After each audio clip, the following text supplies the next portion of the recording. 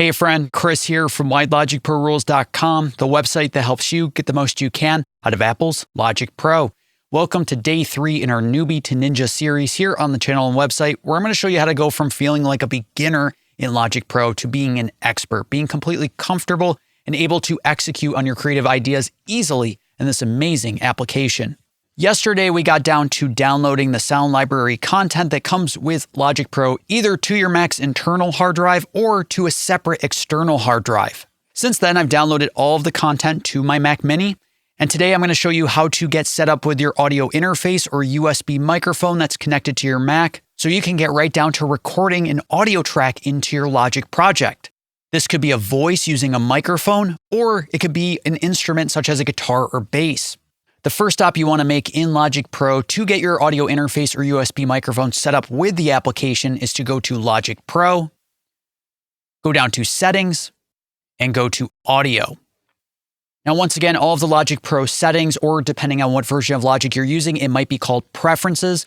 These are set globally for all of your projects. But of all of the Logic Pro settings and preferences, the audio settings is an area you are going to end up visiting again and again as you work on your projects. So you're going to get very familiar with this window in a very short amount of time. The 3 audio settings that you're going to get pretty familiar with are number 1, the output device setting, number 2, the input device setting, and number 3, the I/O buffer size. Depending on your Mac and what you have connected to your Mac, you might see different options from what I'm seeing right now in my own settings. To start with, the output device is set to my Mac Mini's internal speakers. And if we click on this drop-down menu, there are a variety of different devices connected to my Mac right now. Devices such as the built-in speakers in my external monitor, software applications that provide their own audio routing such as Telestream's audio capture and zoom. And on top of that, any external hardware such as an audio interface or USB microphone you might have connected to your Mac. In my case, I have the Apogee Ensemble, as well as the OWC Thunderbolt 3 dock. And many of these devices will be reflected in the input devices dropdown as well if there are inputs on those devices to route audio into Logic Pro. So the difference here is we get to choose what device are we going to listen to our project from, and what device do we plan on recording into Logic with. As you might guess, we can set separate devices for both the output and the input.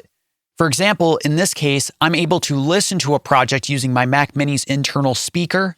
This is a great practice to test out how your songs and productions might sound out in the wild on more consumer-based devices, while the Apogee Ensemble is set as the input device. So if I want to record another vocal, a guitar, or anything, I'm set up to record with my audio interface that's connected to my Mac Mini. However, most of the time, you're probably going to choose the same device for both the input and the output. In my case, that's an audio interface that my headphones, my speakers, my microphones, and instruments are all connected to. So I'm going to choose the Apogee Ensemble as both my output device and input device. If you have a connected USB microphone, you will probably choose that for both the output and input. Just make sure your device is connected to your Mac so it appears in these 2 dropdowns. The last detail we want to concern ourselves with in the audio settings is the I/O buffer size. Now, there's a lot of detail when it comes to the I/O buffer size and the resulting latency, depending on what value you choose. We'll walk through all those details in the next video in this series. For today, I'm just going to suggest to you, of the 6 values that you see, starting at 32 samples and going all the way to 1024 samples, is the smaller the buffer size you choose, the less latency or delay you will experience when you are recording. The larger the buffer size, in this case, the largest is 1024 samples, the more latency or delay you'll experience when you're recording. However, the larger buffer size takes up less of your Mac's resources, while the smaller buffer size, 32 samples, takes up more resources. It takes more effort to have less latency or delay. Again, video number 4 will explain all of this in great detail. The point for right now is when you're recording, you want to choose as small a buffer size as you can get away with without any pops or clicks or system overloads occurring as a result. So you may start with 32 samples, try recording a little bit of audio or MIDI. And if you start to hear pops, clicks, any sort of glitches in your recorded audio, then your buffer size is probably too small for your setup. In that case, I would choose the next available size, and you just keep working your way down until you hit a buffer size where you don't hear any pops, clicks, glitches in the recorded audio. When it comes to software instruments that you're performing with a controller, that really is more about if you're running into system overloads as you're recording. So again, start at the lowest buffer size, work your way down until you hit a point where you're not running into these problems of artifacts, glitches, pops, clicks, system overloads. And when you're not recording, set the buffer size to its largest value of 1024. All right, for this video, I'm actually going to leave this on the largest buffer size. And once you've made your choice for output device, input device, and buffer size, let's click apply. All right, now that I've set up my audio interface with Logic Pro, let's close the audio settings. And next, we need to connect one of the inputs on the audio interface or USB microphone to the channel or track we want to record to. And we can do this a couple different ways. You could open the inspector, which is that icon in the upper left-hand corner, has a circle with an eye in it. This will show you the channel strip for this audio track. You can see it right there, as well as the main stereo output for the entire project. Or you can set the input for this channel strip and track inside the Logic Pro mixer. That's a button that looks like a set of sliders right in the control bar. Okay, cool. So we can see we have audio 1 inside the inspector and audio 1 inside the mixer. These are one and the same. From here, we just need to route the audio from my microphone that I'm speaking into to this channel strip so we can record my voice into this project. It's very simple. We're going to click on the input section in the channel strip, either in the mixer or the inspector. Once we click, we have the option to route an input. And in this case, my microphone is connected to input 1.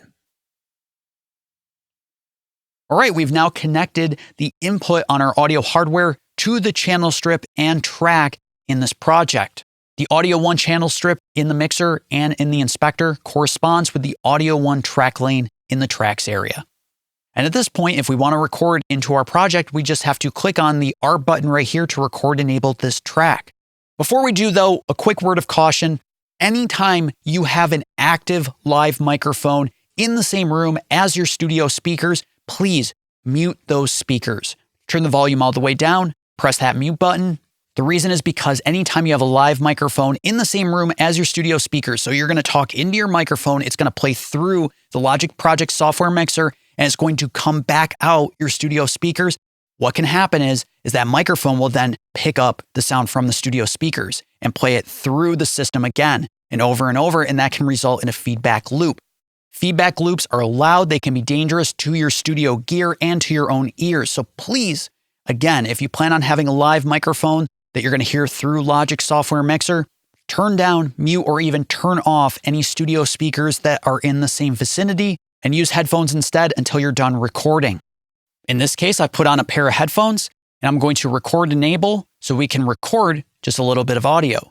So as you can see, I'm talking through Logic software mixer, and let's just hit record and see what happens.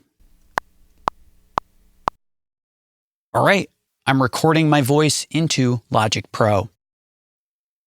Awesome, we've recorded our first bit of audio into our brand new empty project. And if I want to listen back to this audio from my microphone, let's just turn off record enable. And now we can play back the audio.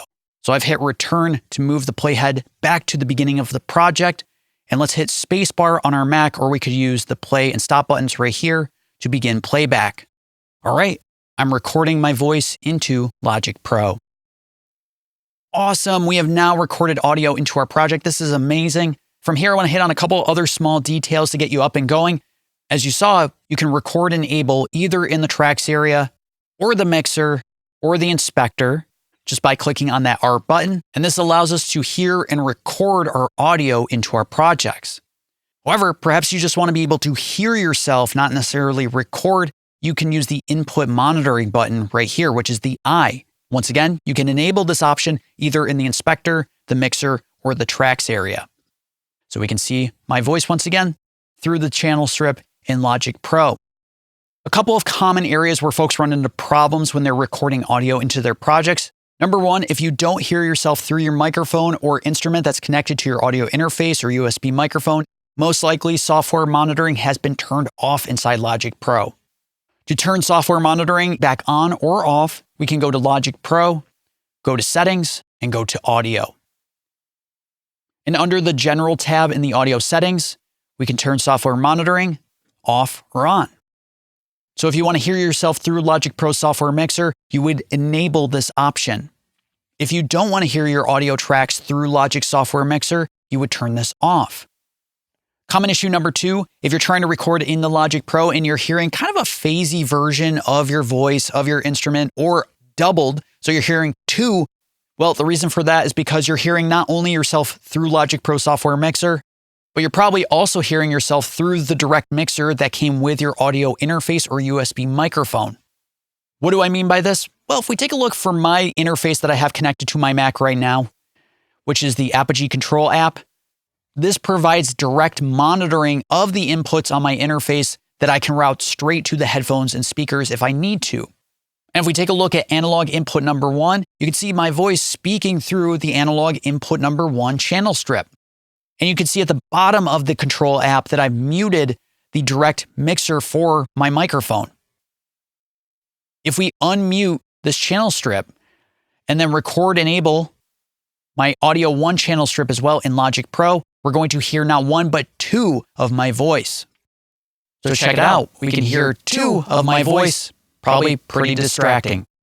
So again, that's probably why you might be hearing a phasey version of your audio that you're recording, or even a doubled version as well. So you need to make the choice. Do you want to monitor through Logic Pro or through the direct mixer of your audio interface or USB microphone? Which brings us to number 3 of our list of common issues when recording audio into Logic Pro. And that issue is, does your voice or audio sound delayed when you're trying to record listening through Logic Software Mixer? That, my friend, is the topic of the next video in this series, which is all about that delay or latency that you might experience when you're recording into your projects, which will be dropping on Monday. I'll see you for more in our Newbie to Ninja series next week. Take care.